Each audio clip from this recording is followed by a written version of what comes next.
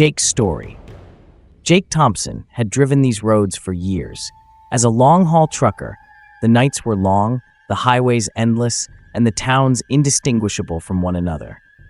It was a lonely job, but Jake preferred the solitude. At least that was what he always told himself. The rain that night was relentless, pounding against the windshield like 1,000 tiny fists. His headlights barely cut through the thick sheets of water, and the wipers worked overtime.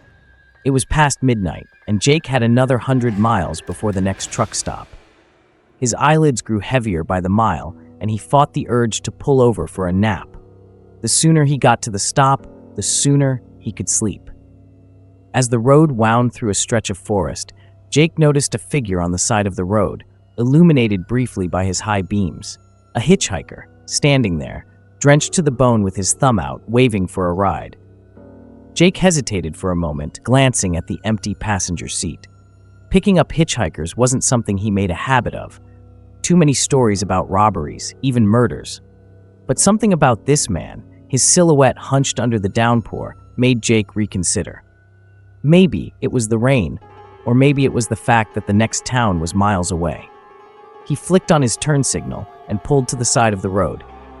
The hitchhiker approached, moving slowly as if each step was a battle against the elements. Jake rolled down the window, the cold rain splashing into the cab. "Need a lift?" Jake called out. The man nodded without a word. He wore an old coat, the kind you'd expect to see on someone from another time. His face was obscured by the hood, but Jake could see the lines of his jaw, pale and sunken. There was something off about him, but Jake couldn't place it. "Hop in," Jake said, unlocking the door. The hitchhiker climbed in silently, pulling the door shut behind him. The truck's interior was suddenly filled with a strange, metallic smell, like wet iron. Jake glanced at the man, but he simply stared ahead, his face hidden beneath the hood. "Where you headed?" Jake asked, trying to break the silence. "East," the man replied, his voice low and rough, like gravel being crushed underfoot. Jake frowned. "East? That's pretty vague. Got a town in mind?" The hitchhiker turned his head slightly, just enough for Jake to catch a glimpse of his eyes, cold and empty. "Just drive." A shiver crawled up Jake's spine, but he ignored it, focusing on the road ahead. The rain hadn't let up, and the night was as dark as ever. For miles, neither of them spoke. The only sound was the rumble of the truck's engine and the persistent tapping of rain on the windshield. After a while, Jake noticed something strange. The hitchhiker hadn't moved since he got in. His hands rested in his lap, motionless, and he hadn't even tried to shake off the water that had soaked through his coat. "You been out there long?" Jake asked, casting a sideways glance. The man didn't respond at first, but then, after a long pause, he said, "Long enough." "Where you coming from?" The hitchhiker's lips curled into a slight smile, though it didn't reach his eyes. "Far away." Jake felt a growing unease.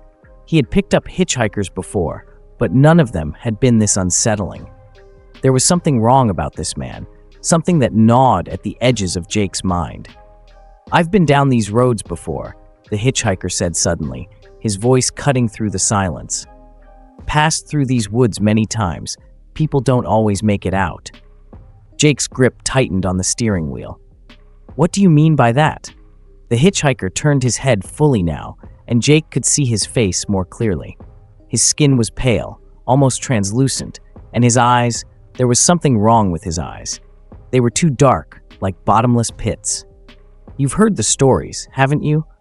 The ones about people disappearing on nights just like this. Stormy nights, when the road stretches on forever, and you can't tell if you're going in circles."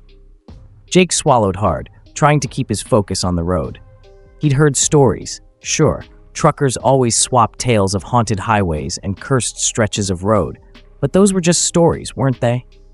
The hitchhiker leaned in slightly. "Sometimes people pick up the wrong passenger." The air inside the cab felt thicker, oppressive. Jake's heart pounded in his chest, his mind racing. He regretted stopping now. Every instinct screamed at him to get this man out of his truck, to leave him on the side of the road and speed off into the night. But something kept him frozen, as if the hitchhiker's presence had rooted him to his seat. The rain had lessened to a drizzle now, and the road seemed to stretch on endlessly. There hadn't been a turnoff in miles, no signs, no landmarks. It was as if they were driving through a void. The hitchhiker's voice broke the silence again. "You can feel it, can't you? That something's wrong, that the road isn't what it seems." Jake's throat felt dry. He tried to swallow, but couldn't. "What are you talking about?" The man grinned, a slow, twisted grin that made Jake's blood run cold. "You've picked up more than you bargained for." Suddenly, the lights on the dashboard flickered. The engine sputtered, and the truck began to slow down. Jake's eyes widened as he pressed the gas pedal, but nothing happened. The truck coasted to a stop in the middle of the road. "What the hell?" Jake muttered, his heart pounding in his chest. He turned the key, but the engine wouldn't start. The headlights flickered once more, and then went out completely, plunging them into darkness.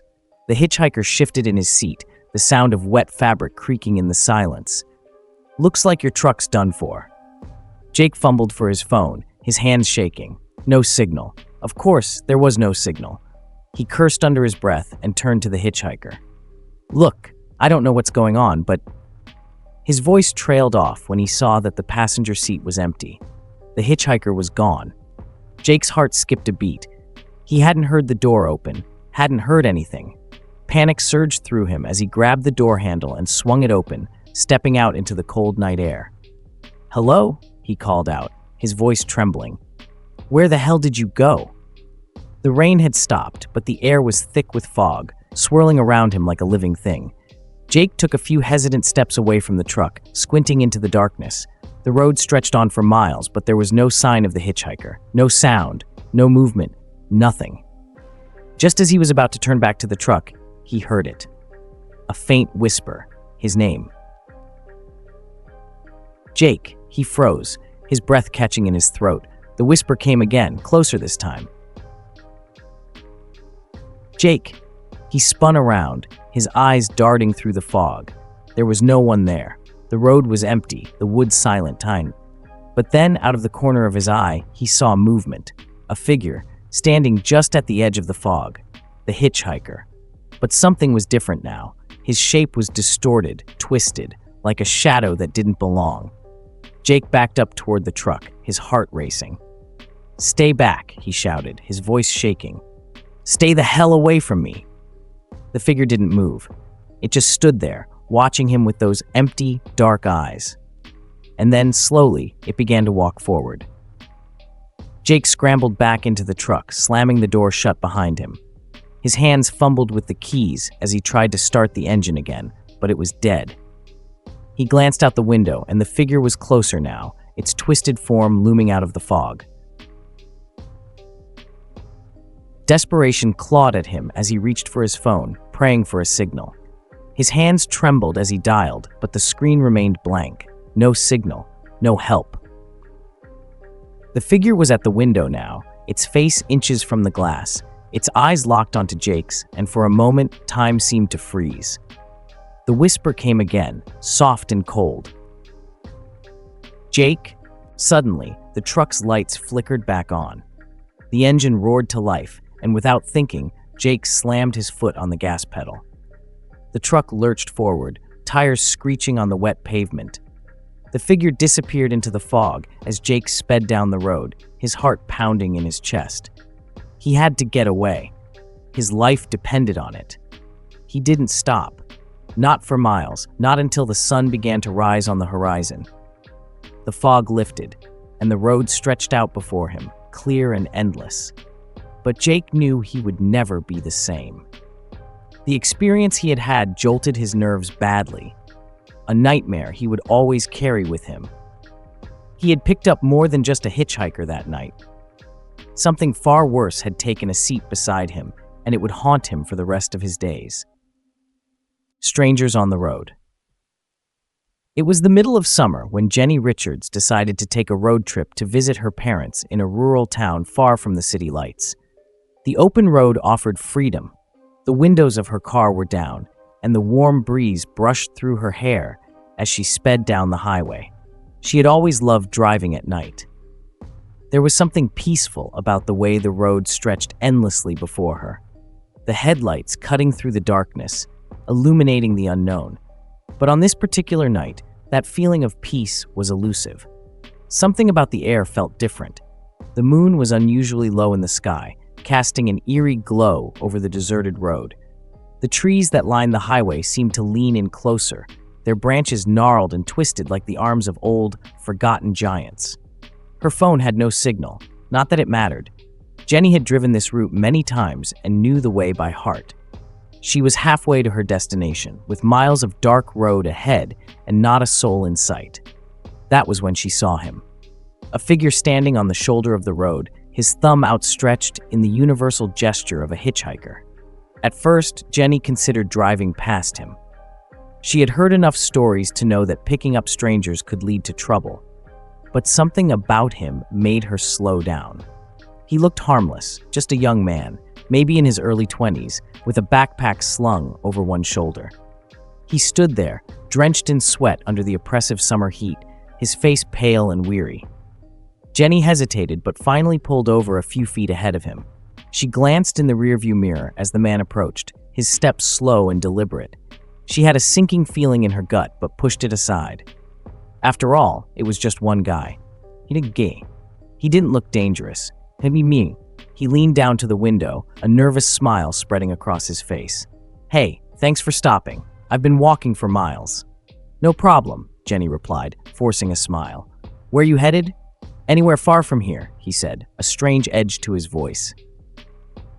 Jenny frowned. "Okay, well, I'm heading about an hour out. I can take you that far if you want." "That's perfect," he said, and without another word, he opened the door and slid into the passenger seat. As they started down the road again, Jenny couldn't shake the feeling that something was off. The man didn't say much, just stared out the window as the trees whipped past. Occasionally, he'd glance over at her, but when their eyes met, he'd quickly look away. "So where are you coming from?" Jenny asked, trying to make small talk. The man hesitated before answering. "Just around. Been traveling for a while, trying to get away from things."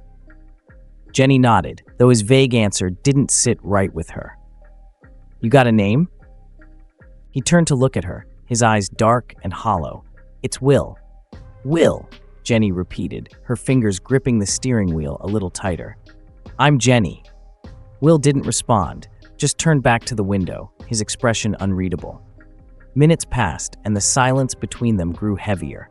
The road stretched on, winding deeper into the woods. Jenny kept glancing at the gas gauge, realizing she would need to stop soon.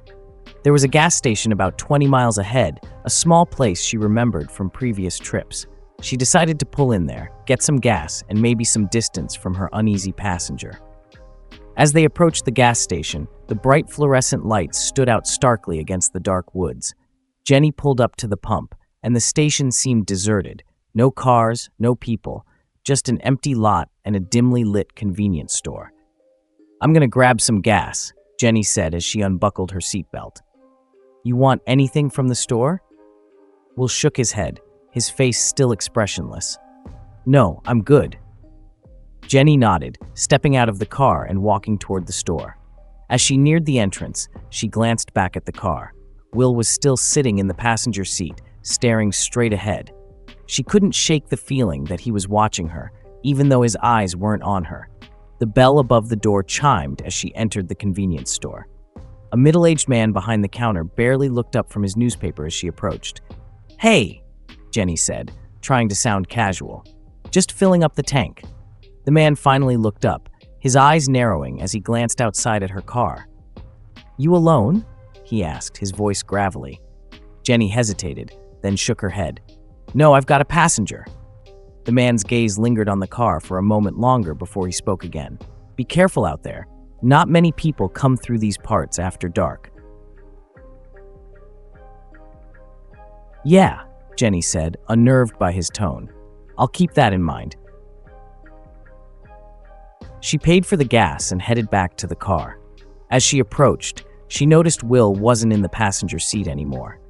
Panic flickered through her, but then she saw him standing by the edge of the woods, just beyond the reach of the gas station lights. He was staring into the darkness, unmoving, rattling the still night. "Hey, Will," Jenny called, her voice wavering. "You okay?" He didn't respond, didn't even turn around. A A cold shiver crept up Jenny's spine as she walked toward him, the crunch of gravel under her feet echoing in the still night. "Will?" He finally turned to face her, and Jenny's heart nearly stopped. His face was pale, too pale, like he hadn't seen the sun in years. His eyes were wide and wild, his chest rising and falling with shallow, rapid breaths. "Get back in the car," Will said, his voice low and urgent. "What? What's going on?" Jenny asked, her pulse quickening. "Just get in the car," he snapped, his voice suddenly filled with fear. Without another word, Jenny ran back to the car, her heart pounding in her chest. Will followed close behind, his footsteps quick and frantic. As soon as they were both inside, Jenny slammed the door shut and locked it. Her hands were shaking as she fumbled for the keys, but she managed to start the engine. The car roared to life, and she peeled out of the gas station, her tires screeching on the pavement. "What the hell was that about?" Jenny demanded, her voice trembling. Will didn't answer, just stared straight ahead, his eyes wide with terror. "Will," she shouted, glancing at him. "What did you see?" "Someone's following us," he whispered, his voice barely audible. Jenny's blood ran cold. "What do you mean? There's no one here." Will turned to face her, his eyes filled with a terror that sent chills down her spine. "I saw him. He was in the woods, watching us." Jenny's heart raced as she looked in the rearview mirror. There was nothing behind them, just the dark, empty road stretching out into the night. "You're freaking me out, Will," Jenny said, her voice shaking. "There's no one out there." Will didn't respond. He just sat there, his body tense, his eyes glued to the side mirror. Minutes passed in tense silence. The road was dark and deserted, the trees towering over them like silent sentinels. Jenny kept glancing in the rearview mirror, half expecting to see someone or something following them.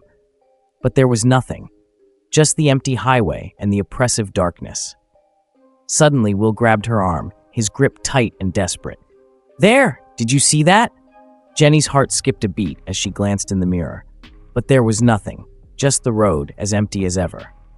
"Will, you're scaring me," she said, her voice trembling. "There's nothing there." But Will didn't let go. His eyes were wide with fear, his grip tightening on her arm. "He's coming for us," he whispered, his voice filled with dread. "He won't stop until he gets what he wants." "What are you talking about?" Jenny demanded, pulling her arm free. "Who's coming for us?" Will didn't answer. He just stared out the window, his face pale and haunted. Jenny could see the fear in his eyes, the kind of fear that made her stomach twist in knots. "I can't do this," she muttered, pulling the car to the side of the road. She turned to Will, her voice shaking. "Get out. I'm sorry, but I can't do this. You're scaring the hell out of me." Will didn't move. He just sat there staring out the window, his breathing shallow and erratic. "Will, get out of the car!" Jenny shouted, her voice trembling with fear. Finally, Will turned to face her, his eyes filled with a sorrow so deep it sent chills down her spine. "I'm sorry," he whispered, "but it's too late. But it's time." Before Jenny could react, the car windows shattered with an ear-splitting crash. Someone, had slammed into the side of the car with a force that sent the vehicle skidding off the road and into the trees. Jenny screamed, her heart racing as she tried to regain control of the car. But it was too late. The car careened off the road and crashed into the trees, the impact sending her head slamming into the steering wheel. Everything went black. When Jenny finally came to, the car was still, the engine dead. Her head throbbed with pain, and her vision was blurry. She reached up to touch her forehead and winced as her fingers came away sticky with blood. She turned to look at Will, but he was gone. The passenger seat was empty, the door hanging open. Panic surged through her as she fumbled for her seatbelt, her hands shaking. She pushed the door open and stumbled out of the car, her legs weak and unsteady. "Will!" she called, her voice trembling. "Will, where are you?" But there was no answer. The woods were silent, the trees towering over her like dark, twisted shadows. Jenny's heart raced as she stumbled forward, her vision still blurry. She had to find Will. She couldn't leave him out here, not like this. As she moved deeper into the woods, the trees seemed to close in around her, their branches twisting and gnarling like skeletal hands. The air was thick with an oppressive silence, broken only by the sound of her own ragged breathing. Suddenly, a figure emerged from the darkness ahead. Jenny's heart skipped a beat as she squinted, trying to make out who it was. "Will?" she called, her voice trembling. But as the figure moved closer, Jenny's blood ran cold. It wasn't Will. It was him. The man from the woods, the one Will had seen. His eyes were dark and hollow, his face twisted into a cruel, predatory smile.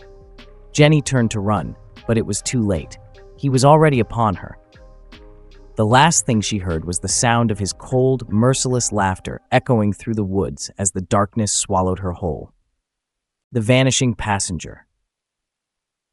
Todd Harris was running late, again. His night shift at the diner had ended later than usual, and he was already exhausted.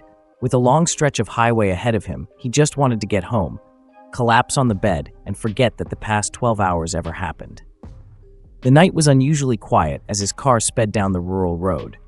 The clock on the dashboard read 1:22 a.m., and except for the occasional flicker of distant headlights, the highway was deserted. The sky was overcast, with thick clouds shrouding the moon. The trees along the road seemed to lean inward, their dark outlines creating an oppressive tunnel around him. Todd glanced at the gas gauge, noting that he had enough fuel to make it home, but not by much. He sighed, turning up the radio in hopes that music might keep his eyes from drooping.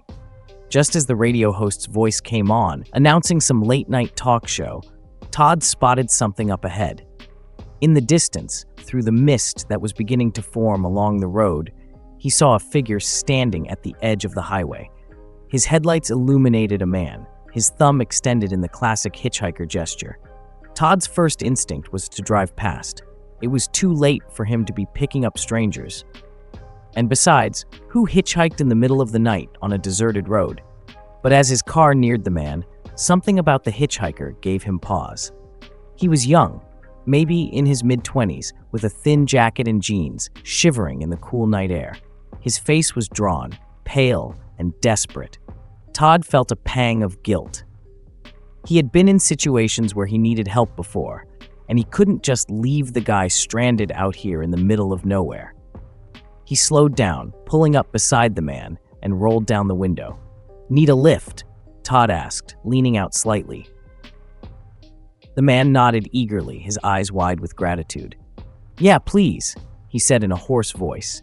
"I've been out here for hours. No one's stopping." Todd unlocked the door, and the hitchhiker climbed in, clutching his small backpack tightly. He closed the door with a soft click, and for a moment, the only sound in the car was the gentle hum of the engine. "Thanks for picking me up," the man said after a pause, his voice quiet but sincere. "No problem," Todd replied, turning back onto the road. "Where are you headed?"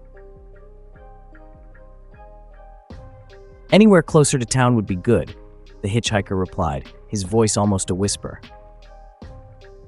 Todd nodded, stealing a glance at his new passenger. There was something odd about the man, something that Todd couldn't quite put his finger on. His clothes were soaked, as though he had been standing out in the rain, though it hadn't rained in days.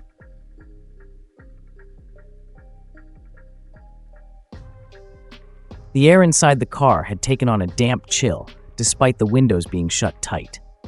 "Been out here long?" Todd asked, trying to make conversation, if only to shake off the strange unease creeping over him. The hitchhiker was silent for a moment, staring out the window into the darkness. "A few hours, I think," he finally said, his voice distant. "It's hard to tell time out here." Todd frowned but didn't press further. He flicked his gaze back to the road, gripping the steering wheel a little tighter. The longer they drove, the heavier the air in the car seemed to get. The oppressive silence grew louder, punctuated only by the rhythmic thrum of the tires against the asphalt. Todd tried to distract himself. "So, been traveling long?" The hitchhiker turned to him slowly, his eyes dark and shadowed. "Yeah, too long. Been trying to get back home, but it's been hard." "Where's home?"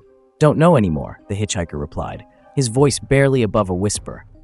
Todd felt a chill crawl down his spine, but he forced a smile. "Well, we'll get you closer at least. Shouldn't be too long before we hit town." The hitchhiker didn't respond, just turned back to the window, staring out into the dense darkness beyond.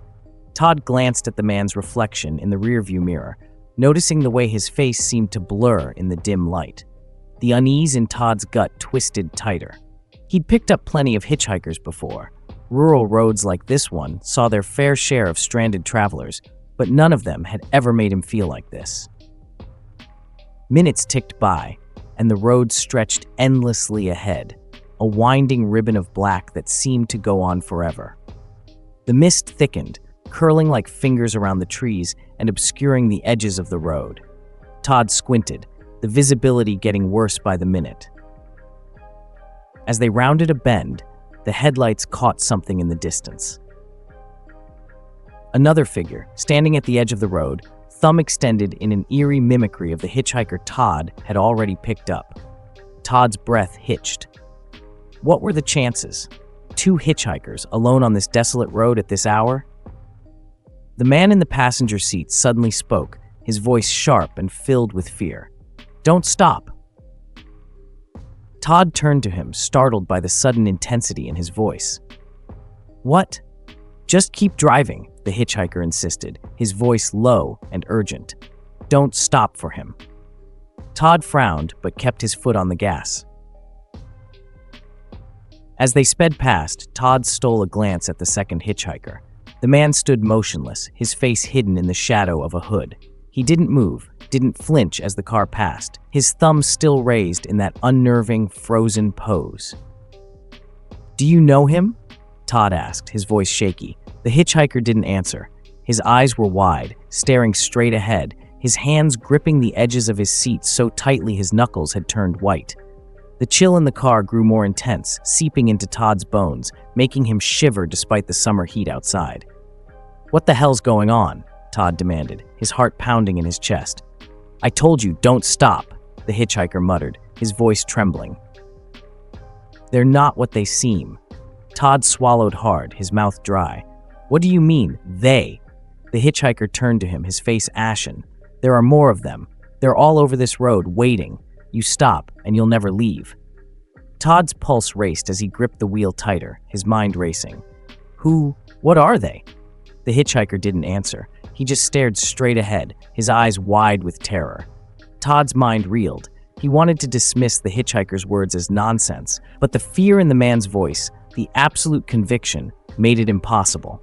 He glanced in the rearview mirror again, but the road behind them was empty. Or was it? In the distance, through the thickening mist, Todd could just make out something, movement. A figure, barely visible through the fog, standing in the middle of the road. "Look out!" the hitchhiker shouted. Todd slammed on the brakes, the tires screeching as the car skidded to a halt. The figure was directly in front of them now, standing in the center of the road, its face hidden in the shadows of its hood. Todd's heart raced as he struggled to catch his breath. The figure didn't move. It just stood there, its hooded head tilted slightly as if watching them. "Go," the hitchhiker whispered, his voice shaking. "Don't wait. Go." But Todd couldn't move. His hands were frozen on the steering wheel, his eyes locked on the figure. Something about it, something wasn't right. And then, the figure began to move. Slowly, deliberately, it took a step forward. Then another. Its movements were unnatural, jerky, as though it was being controlled by some unseen force. Todd's breath caught in his throat as the figure approached the car, just its hood falling back to reveal a face twisted in a grotesque, unnatural grin. Its eyes were wide and empty, black as the void, staring straight through him. The hitchhiker beside him let out a strangled cry. "Drive! Now! Go!" With a jolt, Todd snapped out of his paralysis, slamming his foot on the gas. The car lurched forward, and the figure vanished from sight as they sped down the road, the mist swirling around them like a living thing. Todd's hands shook as he gripped the wheel, his heart pounding in his chest. What the hell was that? The hitchhiker didn't answer. He was shaking, his face pale as a ghost. For the next few miles, neither of them spoke. The air in the car was thick with tension, the silence broken only by the hum of the engine and the thump of Todd's racing heart. Finally, after what felt like an eternity, they saw the distant glow of the town lights ahead. Relief flooded Todd's chest as the road began to open up, the dense woods thinning as they approached civilization. Todd glanced at the hitchhiker, ready to drop him off at the next gas station or diner. "We're almost there," he said, his voice shaky but calm. "You okay?" But when he looked over, the passenger seat was empty. The hitchhiker was gone, vanished in the thin air. Todd's heart skipped a beat as he slammed on the brakes, his eyes darting around the car. The passenger door was still locked, and there was no sign of the man who had been sitting beside him moments before. For a moment, Todd sat in stunned silence, his mind racing. What the hell had just happened? Where had the hitchhiker gone? And more importantly, what had he been running from? Shaking, Todd put the car back in drive and continued into town, his mind buzzing with unanswered questions. All he knew was that he would never, ever stop for a hitchhiker again. The man in the rear view. It was nearing midnight when Jenna, eyes heavy with fatigue, decided she could drive no further. She had been on the road for hours, escaping a suffocating life in the city, yearning for the calm and freedom that the countryside promised. But after mile upon mile of nothing but deserted roads and thick forest, her nerves were beginning to fray.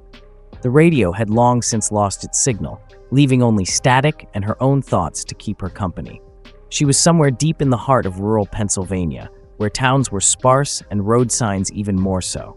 The winding roads cut through dense, impenetrable woods, and every so often, an owl would hoot in the distance, making her jump. Jenna wasn't one to scare easily, but the isolated road seemed to have its own pulse, a quiet threat lurking just out of sight.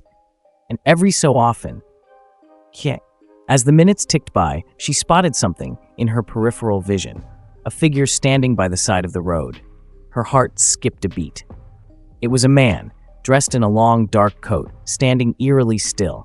His thumb was extended in the universal hitchhiker gesture. Jenna's immediate instinct was to drive past him, to keep going and ignore the unsettling figure. But something about the way he stood, the desperation in his stance, made her pause. She slowed down, gripping the steering wheel tightly. The man wasn't moving, and there were no other cars on the road. Against her better judgment, she pulled over. She reasoned with herself. It was late, it was cold, and maybe he just needed a ride to the next town. Rolling down the window slightly, she called out, "You need a ride?" The man nodded once, his face partially obscured by the shadows of the trees. His eyes, though barely visible in the dim light of her car, seemed to pierce right through her. Jenna shivered, but unlocked the passenger door. "Hop in." The man moved quickly, sliding into the seat beside her. His presence immediately filled the car with an icy chill, the temperature dropping several degrees the moment the door closed.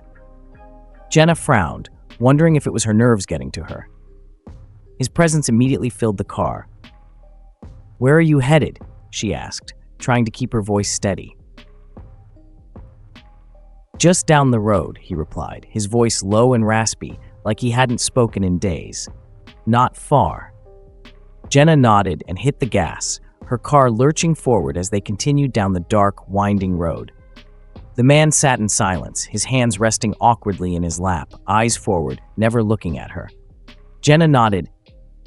She tried to steal a glance at him, but every time she did, he seemed to sense it, turning his head slightly as if warning her to keep her eyes on the road.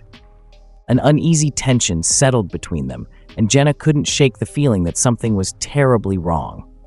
After several miles of silence, she finally worked up the courage to speak again. "So, where exactly are you going?" The man didn't respond at first.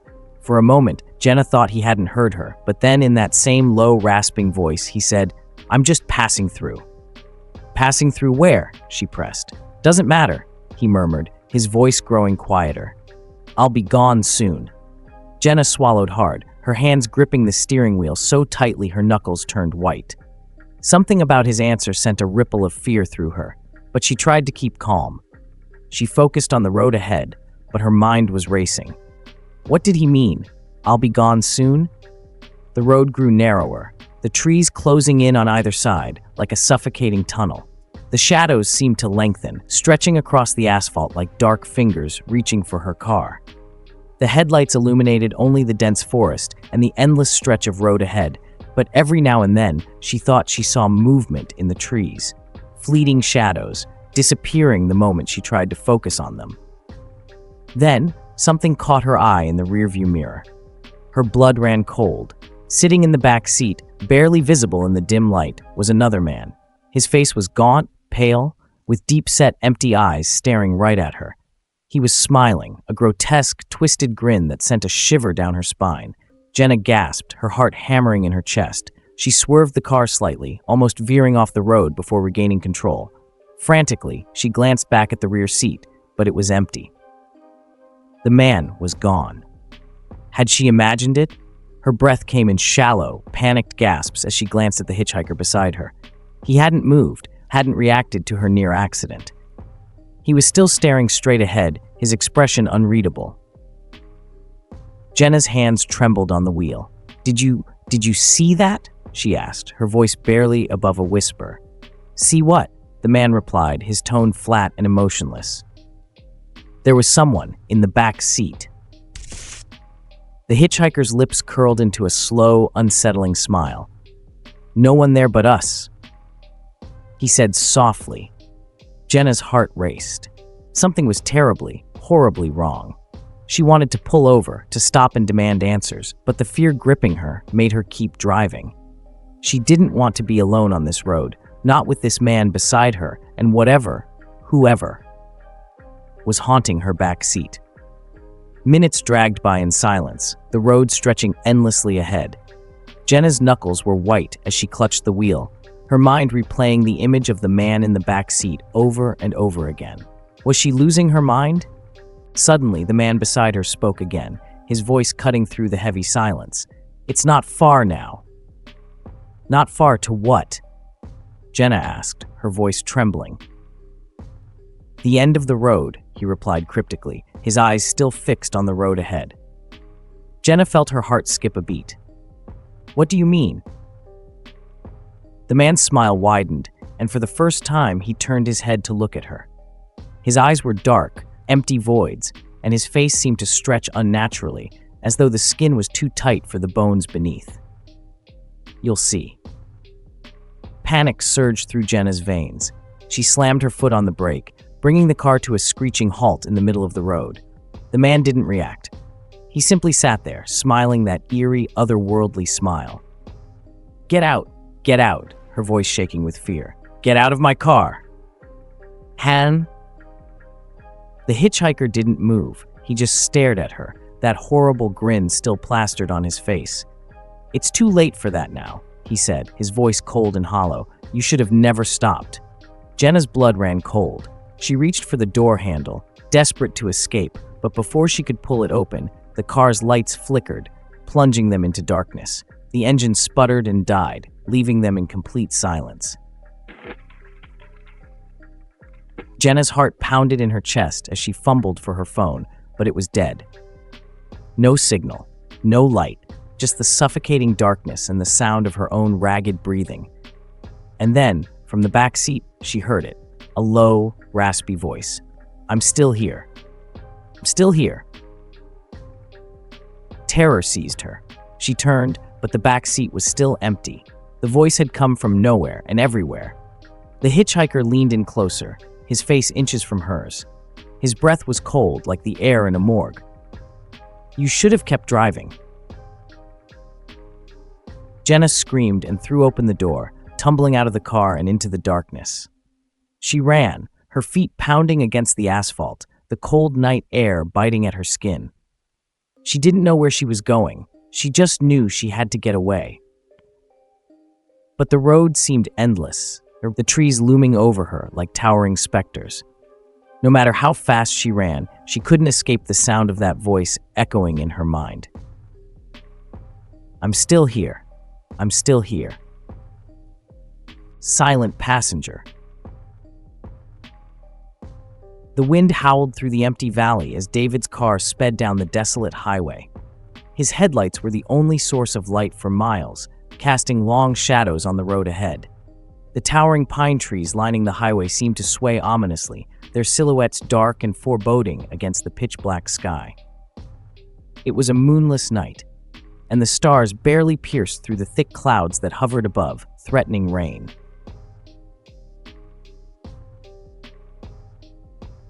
David had been on the road for hours, his back aching from the uncomfortable position in the driver's seat. He'd been driving cross-country for a business trip, traveling from one small town to another, selling whatever products the company had assigned to him that month. Tonight, though, the isolation was starting to get to him. The long, empty stretch of road with no signs of civilization had a way of making the mind wander into dark places.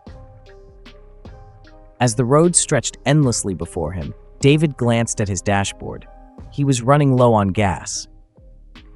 "Damn it," he muttered under his breath. He hadn't seen a gas station in over an hour, and the last one he passed was closed. His GPS had long since lost signal, and he had no idea how far he was from the next town. The knot in his stomach tightened as the needle crept closer to E. The night felt heavy with an oppressive silence. Even the radio had lost all signal, leaving only static, which he quickly switched off. David gripped the steering wheel a little tighter, the solitude beginning to gnaw at him. He'd always considered himself tough, not easily rattled by being alone. But there was something different about tonight. The air felt thick, the kind of atmosphere that made the hairs on the back of your neck stand up. Then, through the veil of darkness ahead, something appeared. A figure, a man, standing by the side of the road, illuminated by the faint beams of David's headlights. At first, David thought his eyes were playing tricks on him, but as he got closer, there was no mistaking it.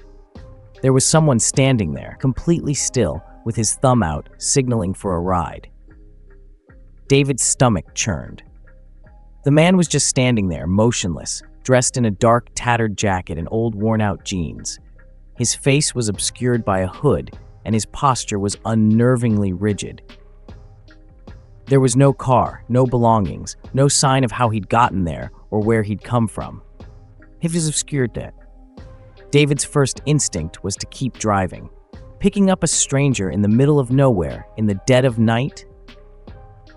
It felt like the setup to a horror movie, but something, perhaps the gnawing fear that his car would run out of gas, or maybe the thought that the man looked like he needed help, compelled David to slow down. He hesitated as his foot hovered over the brake pedal. The man wasn't moving, wasn't even reacting to David's approaching car. There was something unsettling about his stillness, but before David could think better of it, his car had already come to a stop next to the hitchhiker. He rolled down the passenger side window just enough to speak. "Hey, need a ride?" David's voice sounded louder than intended in the oppressive silence. The man didn't answer right away. For a moment, it seemed like he hadn't heard David at all. Then, slowly, almost too slowly, he turned his head to look directly at David. Even though his face was obscured by the hood, David could feel the intensity of the man's gaze, as if he was being sized up, examined. After what felt like an eternity, the man gave a small, barely perceptible nod. He moved toward the car, his steps unnaturally stiff and deliberate. The sound of the passenger door opening and closing seemed deafening in the quiet night. David couldn't help but feel a shiver run down his spine as the man settled into the seat beside him. The hitchhiker said nothing, didn't even bother to remove his hood. His hands rested limply in his lap, and he stared straight ahead, his posture unnervingly rigid. David cleared his throat, trying to dispel the tension that had filled the car. "So where you headed?" he asked, attempting to sound casual. The man didn't respond for several seconds, and David could feel his unease growing. Finally, in a voice so low it was almost a whisper, the man muttered, "Just down the road." That answer did nothing to calm David's nerves. "Right," he said, shifting uncomfortably in his seat before pulling the car back onto the road. The silence in the car was oppressive. The hum of the engine and the faint sound of the tires on the pavement were the only noises cutting through the stillness. David glanced at the man from the corner of his eye. The hitchhiker hadn't moved. He was still sitting there, staring straight ahead. Something about his presence felt wrong, like he didn't quite belong in the world around him. David's hands tightened on the steering wheel as he tried to shake the feeling of dread creeping up his spine. He stole another glance at the man. "You from around here?" he asked, hoping to break the silence. No response. David's unease deepened. He shifted in his seat, casting another nervous glance at the man beside him. The hitchhiker's hands rested in his lap, pale and bony, unmoving. The air inside the car felt cold, unnaturally so. David rubbed his arms, trying to dispel the chill that had settled over him, but it didn't help. It was as if the temperature had dropped the moment the man entered the car. The road stretched on endlessly, the towering trees on either side closing in like silent sentinels. David tried to focus on driving, but his thoughts kept drifting back to the silent figure beside him. Every now and then, he would steal a glance at the hitchhiker, but the man remained motionless, his face obscured by the shadow of his hood. Suddenly, a loud thud echoed from the back of the car, as if something or someone had struck the trunk. David jolted in his seat, his heart skipping a beat. He glanced nervously at the hitchhiker, but the man didn't react, didn't even flinch. He just sat there, staring straight ahead. David swallowed hard, trying to calm his racing heart. "What the hell was that?" he muttered, more to himself than to the hitchhiker. The thud came again, louder this time. It sounded like someone was pounding on the trunk, desperate to get out. David's pulse quickened, his hands tightening on the steering wheel. He glanced in the rearview mirror, but the road behind them was empty. There was no one else there. The knocking continued, more insistent now. David's breath quickened, his mind racing.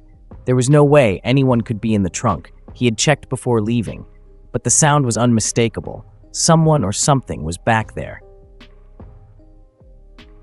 David's grip on the wheel tightened as he tried to decide what to do. He could feel the hitchhiker's eyes on him now, though the man still hadn't moved or spoken.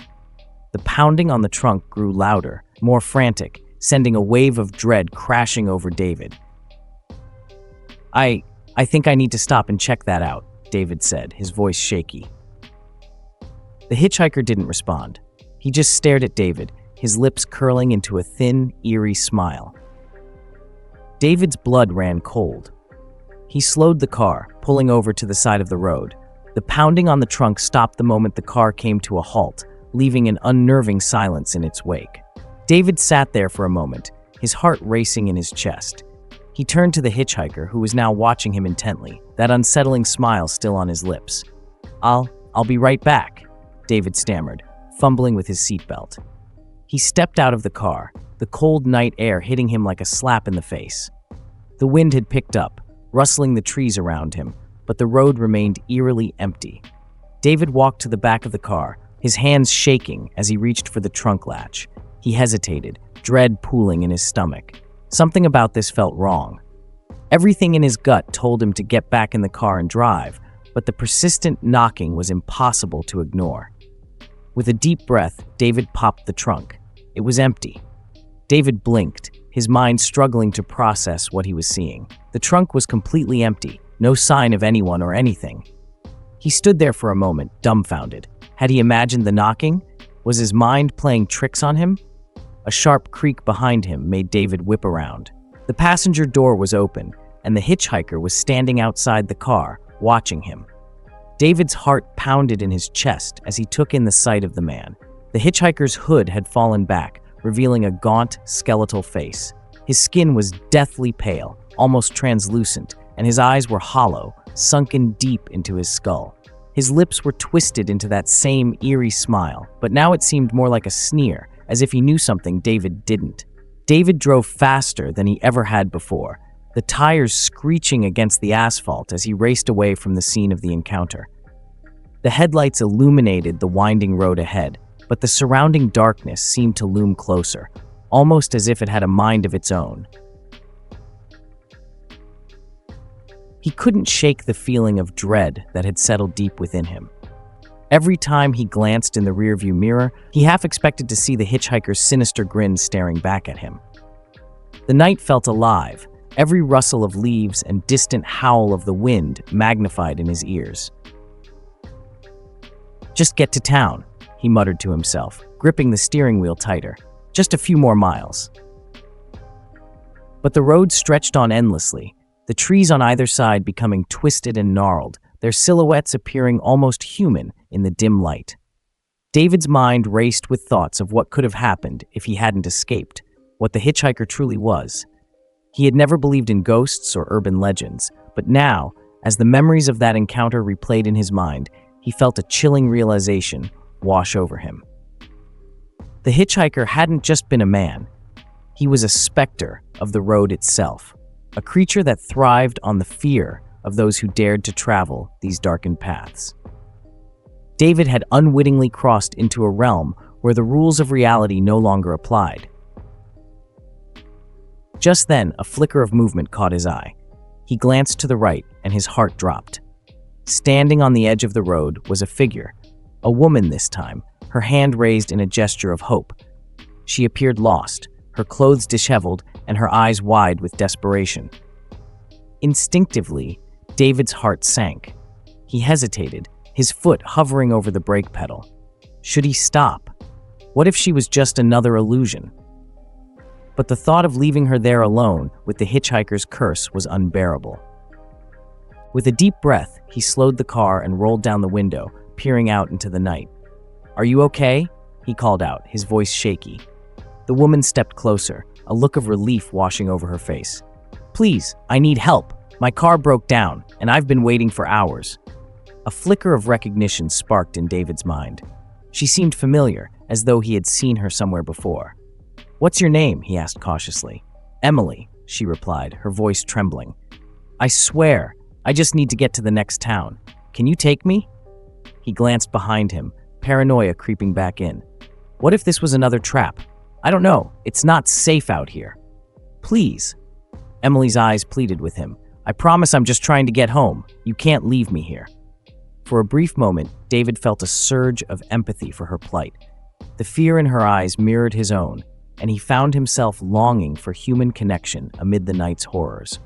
With a reluctant nod, he opened the door wider. "Okay, get in, but we have to go quickly." Emily scrambled into the passenger seat, her breath coming in ragged gasps as she slammed the door shut behind her. "Thank you," she gasped. "I thought I was going to be out there forever." As David pulled back onto the road, he couldn't shake the feeling that this was a mistake. The air in the car felt heavy with tension, and he could sense something lurking just beyond the reach of the headlights. "Where did your car break down?" he asked, trying to distract himself from the unease settling in his stomach. "A few miles back," she replied, her voice still shaky. "I was on my way to visit family, and suddenly the engine just died. I tried to flag down passing cars, but no one stopped. Then I thought I saw someone in the woods." David's heart raced at her words. "You didn't see anyone, did you?" "No, it was just shadows," she said, her voice barely above a whisper. "But they felt alive." A chill ran down David's spine as he recalled the hitchhiker's words. "This road, it's haunted," he said, more to himself than to her. "There's something wrong with it." Emily turned to him, eyes wide with fear. "What do you mean?" "I picked up a hitchhiker earlier," he admitted, his voice trembling. He wasn't just a man. He was something else, something that feeds on fear." The realization hung in the air like a thick fog. The warmth of the car felt oppressive, and David could almost hear the whispers of the road beckoning them both deeper into its darkness. He glanced at Emily, noticing a flicker of fear cross her features. Suddenly, the car's headlights illuminated something ahead, a figure standing in the middle of the road. David slammed on the brakes, the tires screeching against the asphalt. "No, no, no!" Emily screamed, her hands gripping the dashboard.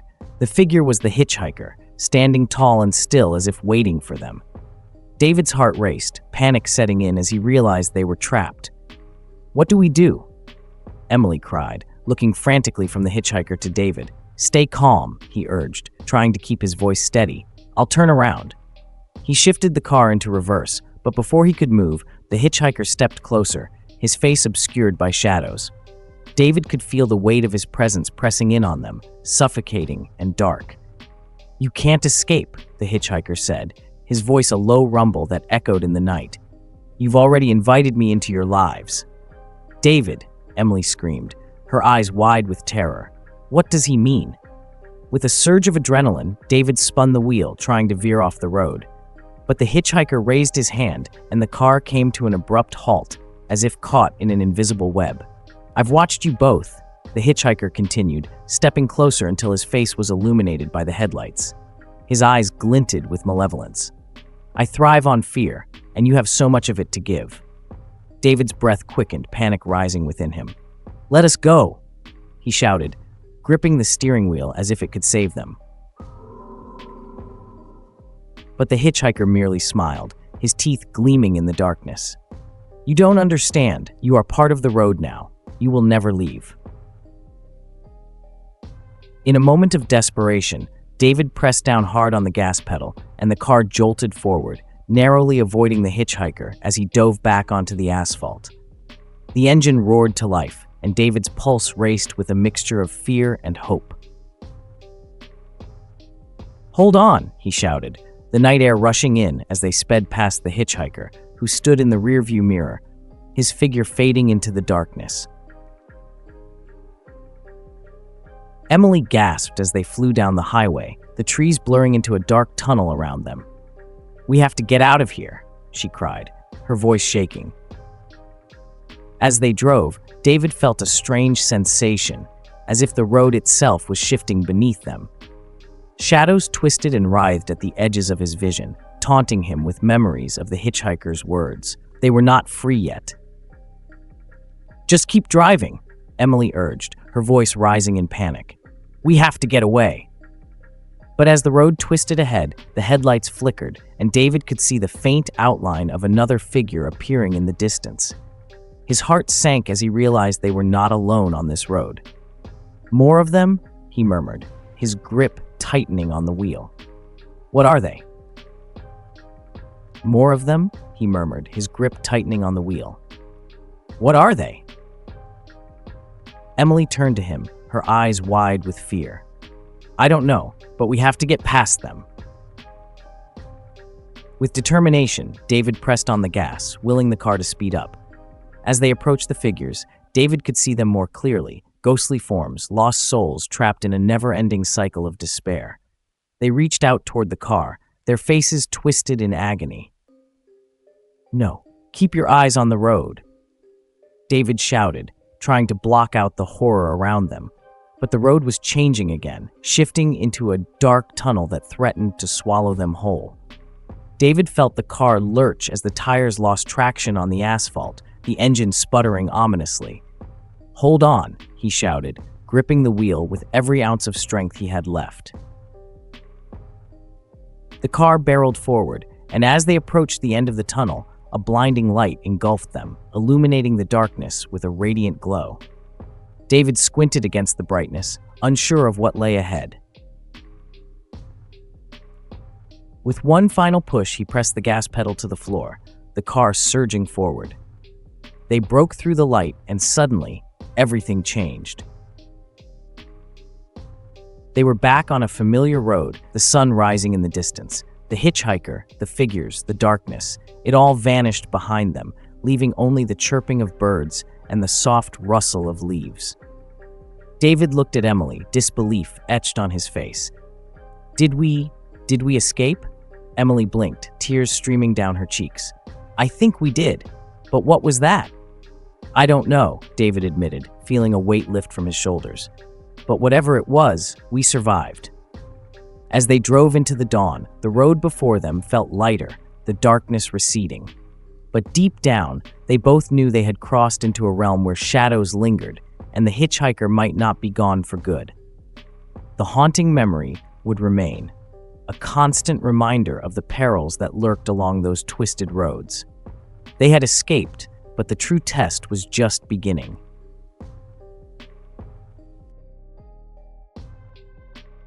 The terrifying ride. The sun dipped below the horizon, casting long shadows across the desolate highway. The air was thick with the smell of pine and damp earth, and the faint sound of crickets began to fill the evening silence. Emily Turner had always loved night drives, but tonight was different. The ominous clouds overhead threatened rain, and the darkness seemed to pulse with an energy she couldn't quite place. Her old sedan creaked as she navigated the winding road through the dense forest. Emily had just finished a long shift at the diner in town and was eager to get home. The radio played softly in the background, a low murmur of static and distant country tunes, a comforting presence amid the encroaching gloom. As she drove, a flicker of movement caught her eye on the roadside. A figure stood there, illuminated briefly by her headlights, a hitchhiker. He was dressed in a tattered black jacket, his face obscured by the shadows. Her heart raced. Picking up strangers was against everything her parents had taught her. But something in the way he stood there, his thumb outstretched, made her pause. She slowed her car, hesitating. The rain began to fall lightly, tapping against the windshield like a quiet plea. "Come on, Em, it's just a ride," she muttered to herself.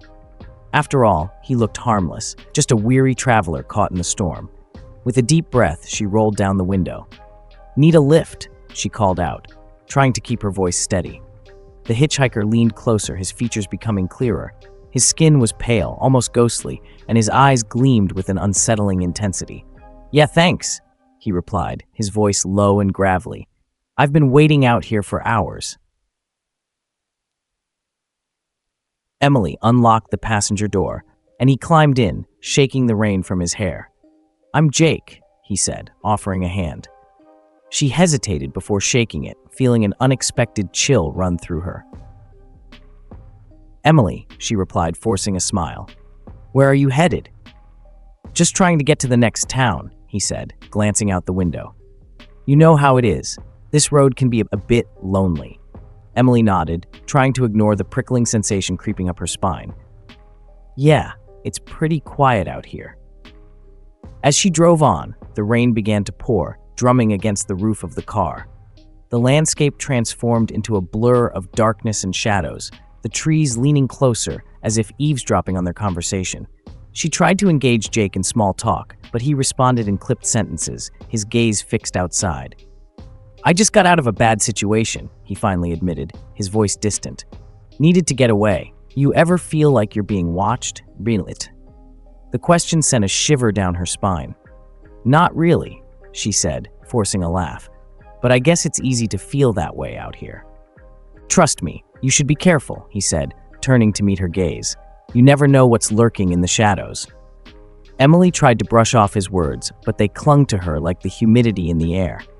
The trees seemed to shift in her peripheral vision, and the wind howled through the open window, carrying an unsettling whisper that sent chills racing down her arms.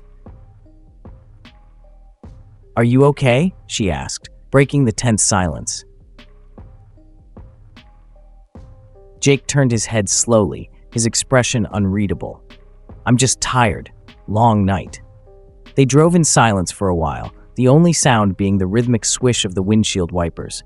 Emily stole glances at him, her unease growing.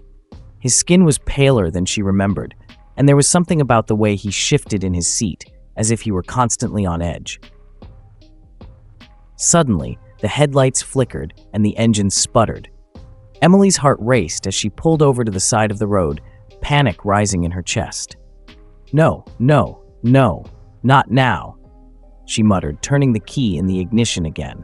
The engine groaned, but wouldn't start. Emily's mind raced as she glanced at Jake, who remained eerily calm, his gaze fixed straight ahead. "Do you have any idea what's wrong?" she asked, her voice shaking. "Just give it a minute," he replied, his tone oddly soothing. "It'll start up again. Just breathe." Emily took a deep breath, trying to steady herself. But the night felt oppressive, and the shadows around the car seemed to close in. She fumbled with her phone, but there was no signal. "Great," she muttered, frustration boiling over. "Hey, it's going to be okay," Jake said, his voice gentle but firm. "Just trust me." Before she could respond, a loud bang echoed in the distance, making them both jump. Emily's heart raced. "What was that?" "Just the wind," he assured her. Or maybe a branch falling. It happens. But Emily felt a deep sense of foreboding. The woods felt alive, and every rustle seemed like a warning. She glanced at Jake again, studying his face. There was something unsettling about his calm demeanor, as if he knew more than he was letting on. After a few moments, after the engine finally roared back to life, the headlights flickering back on. "See? Told you," Jake said, a hint of a smile creeping onto his lips. "Right," she replied, not sure whether to feel relieved or even more anxious. She pulled back onto the road, the tires crunching against gravel. But the relief was short-lived. As she drove, she noticed that the trees were thicker here, their branches reaching out like skeletal hands. The rain continued to pour, obscuring her vision, and every so often, she thought she caught a glimpse of movement just outside the window. "Are you sure this is the right way?" she asked, her voice tight with worry. "Trust me," Jake said, his tone now laced with an edge of urgency. "Just keep driving." Emily's grip on the steering wheel tightened. "I don't like this. I think I should turn back." Suddenly, a flicker of light caught her eye in the distance. A car, headlights beaming. Relief washed over her. "Look, a car!" Jake's expression shifted instantly, his gaze hardening. "No, don't stop. Keep going." "What?" Emily's heart raced. "Why not?" "Just trust me," he insisted, panic creeping into his voice. "You don't want to get involved with them." Before she could respond, the headlights disappeared, swallowed by the trees. She hesitated, unsure of what to do. The rain continued to fall, and the oppressive darkness closed in around them. "I think I need to pull over," Emily finally said, feeling her chest tighten with anxiety. "I can't keep driving like this." "No," Jake shouted, grabbing her arm. "You can't stop. They'll find us if you do." His grip sent a shock of fear coursing through her. "Find us? Who are you talking about?" Jake's eyes darted around, as if he were searching for something in the shadows. "You don't understand. They're out here. They're always watching." "Who?" Emily's voice trembled. "You're scaring me." But before he could answer, the engine began to sputter again, the headlights flickering ominously. "No, not now!" Emily cried, slamming her fist against the dashboard. Jake leaned forward, his expression fierce. "We have to go. Now!" Desperate, Emily pressed on the gas pedal, willing the car to move faster. The tires slipped on the wet road, and her heart raced as she navigated the twists and turns. The forest around them felt alive, the trees closing in, and the shadows danced menacingly just beyond the reach of the headlights. Suddenly, she spotted another figure standing on the side of the road. A woman, drenched and pale, her hair hanging in wet strands over her face. Emily's heart sank. "Do you see her?" "Don't stop," Jake yelled, his voice echoing with urgency. But the woman raised her hand, her eyes wide and pleading. "Please, I need help." Emily's instincts screamed at her to pull over, but Jake's grip tightened on her arm, his eyes wild. "Keep driving. You can't stop for her." With her heart pounding, Emily pressed on the gas, racing past the woman. She glanced in the rearview mirror and saw the woman standing there, her expression morphing from desperation to anger. The road ahead darkened, and Emily felt a cold sweat break out on her brow. "What the hell is happening?" she gasped. "Just keep going." Jake insisted, his voice strained.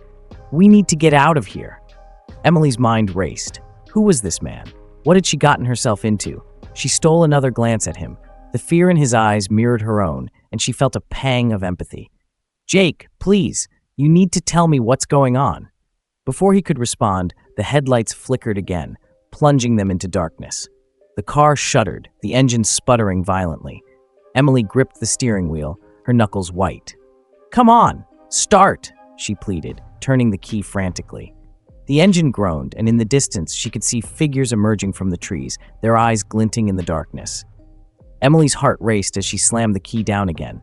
"Please, please!" Jake's demeanor shifted. He was no longer the calm stranger, but a man teetering on the edge of panic. "You have to go! They'll catch us if you don't!" With one final turn of the key, the engine roared to life, and the headlights flickered back on. Emily's pulse quickened as she slammed the gas pedal to the floor, the tires screeching against the asphalt. As they tore down the road, the figures in the trees seemed to multiply, shadowy forms darting between the trunks. Emily's breath quickened as fear coursed through her veins. What do they want? Who are they? They want us, Jake shouted, glancing back. They'll stop at nothing. With every turn, Emily felt the weight of the darkness pressing in, the trees looming closer as if they were alive, intent on trapping her. The shadows began to blur together, and the road ahead twisted into an inky blackness. In a moment of desperation, Emily made a sharp turn onto a narrow dirt road, the tires kicking up mud as she navigated the treacherous path. "I have to lose them," she exclaimed, her voice tinged with terror. But the dirt road only led deeper into the woods, the trees closing in on all sides. The headlights illuminated a clearing ahead, and Emily's heart sank as she realized she had driven into a dead end. She slammed the brakes, skidding to a halt. "Get out," Jake urged, his voice now filled with urgency. "What? Are you crazy?" But before she could protest, he flung open the door and jumped out into the rain-soaked darkness. "We have to go, now!" The figures from the trees closed in, shadows merging into one grotesque form. Emily's instincts screamed at her to run, but fear rooted her to the spot. She hesitated for just a moment before following Jake into the dark. The forest was alive with sound, branches snapping beneath their feet as they sprinted deeper into the woods. The rain poured down around them, turning the ground into a treacherous mudslide. Emily's lungs burned as she stumbled over roots and rocks, and then glancing back to see the figures emerging from the shadows, their movements impossibly quick. She didn't know what they were, but a primal fear ignited within her. "Keep going," Jake yelled, his voice slicing through the cacophony of the night. As they ran, the trees seemed to reach out, their branches clawing at her arms. Emily could feel the presence of something dark and malevolent just behind them, chasing them through the twisted forest. A flash of lightning illuminated the path ahead, and she caught a glimpse of a figure standing among the trees, watching with hollow eyes. It sent a jolt of terror through her. "Where are we going?" she shouted, desperation creeping into her voice. "To the cabin. We'll be safe there," Jake replied, determination etched into his features. A cabin? The thought felt both hopeful and terrifying. They pushed onward, adrenaline coursing through their veins as they stumbled through the underbrush. The shadows danced around them, and Emily felt the ground shift beneath her feet. Finally, they broke through the trees into a small clearing. In the center stood a decrepit cabin, its windows shattered and the door hanging askew. The sight sent chills down Emily's spine. "Is this it?" "Yes," Jake said, urgency lacing his voice. "We can hide inside." Without waiting for a response, he rushed to the door, flinging it open and beckoning her inside. Emily hesitated, the hairs on the back of her neck standing on end. As she crossed the threshold, the darkness enveloped her. The air inside was thick and musty, filled with the scent of damp wood. Jake slammed the door behind them, locking it with a heavy bolt. "What now?" Emily gasped, trying to catch her breath. "Just stay quiet," he whispered, his eyes wide with fear. "We have to wait them out." Emily nodded, straining to listen as the rain hammered against the roof. The sound echoed through the cabin, drowning out her racing heart. But the silence was shattered by a loud crash outside, the door shuddering under the force of something heavy slamming against it. "What was that?" she breathed, her voice trembling. Jake glanced around the dimly lit room, searching for something, anything, to defend themselves with. "I don't know, but we need to be ready." The cabin felt claustrophobic, the walls closing in as the sounds of chaos erupted outside. Shouts and growls mingled with the rain, a cacophony of madness that made Emily's skin crawl. Suddenly, the door rattled violently, the heavy wood groaning under the weight of whatever was trying to get in. "We can't let them in," Jake shouted, pushing against the door with all his strength. With every tremor, Emily felt the walls of her sanity start to crack. "Who are they?" she cried, panic rising in her throat. "They want us to join them," Jake shouted, his voice raw with terror. "They don't let anyone leave." The realization washed over Emily like ice water. Join them? What do you mean? But before he could respond, the door splintered and a dark shape burst through, flooding the cabin with an unearthly chill. Jake turned to Emily, eyes wide with horror. "Run!" he screamed, but it was too late. The figure stepped into the cabin, a grotesque silhouette against the pale light. Its features were twisted and inhuman, eyes glowing with an unnatural hunger. Emily's scream echoed through the night as she stumbled backward, colliding with the wall. The creature advanced, its breath a rancid mix of decay and malice. Jake pushed her aside, a wild desperation igniting within him. "Get out!" he yelled, shoving her toward a window. But Emily was frozen in place, her mind racing. This wasn't just a nightmare. It was real. She had picked up a hitchhiker who led her into a trap. She should have listened to her instincts. With one last surge of courage, Jake lunged at the creature, a desperate attempt to buy Emily time. "Go, I'll hold it off. I'll hold it off." Emily's heart shattered as she turned to the window, feeling the world around her spiral into chaos. She could hear the struggle behind her, Jake's cries mingling with the creature's snarls. Summoning every ounce of strength, she threw herself against the window, shattering the glass. Pain shot through her arm, but she didn't stop. She crawled through the jagged hole, tears streaming down her face as she hit the ground outside. The rain soaked her instantly, but she couldn't stop. She had to run. She pushed herself up and sprinted into the night, the forest closing in around her as she fled from the nightmare behind her. Every step felt like a battle against the darkness, branches tearing at her skin as she stumbled through the underbrush. She could still hear the sounds of chaos behind her, the creature's growls mixing with Jake's desperate shouts. "Help, please!" she cried into the void, her voice breaking as she pushed herself forward. But the woods swallowed her cries, and the shadows seemed to mock her efforts. She didn't know how long she ran, panic driving her deeper into the night, but exhaustion weighed heavily on her limbs. Finally, she stumbled into a clearing, collapsing to the ground. The rain pounded around her, but she didn't care. She was alive. But the relief was short-lived. As she lay there, gasping for breath, the shadows began to shift again, creeping toward her with an ominous purpose. "Emily," a voice echoed through the trees, Jake's voice, but distorted, as if it were coming from the depths of the forest. "No, stay away," she screamed, scrambling to her feet. But the shadows were closing in, the darkness thickening as the figures from before materialized in the moonlight.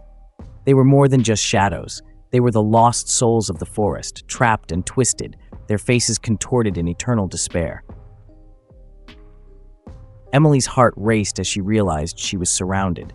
"Get away from me," she shouted, but the shadows advanced, whispering in an ancient language that echoed in her mind.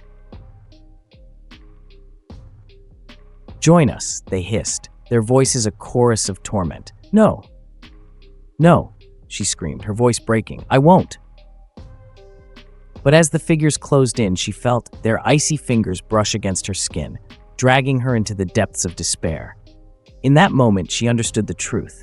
The hitchhiker was not just a man, but a harbinger of doom, leading her into the very heart of darkness. And as the shadows engulfed her, she knew that she would never escape.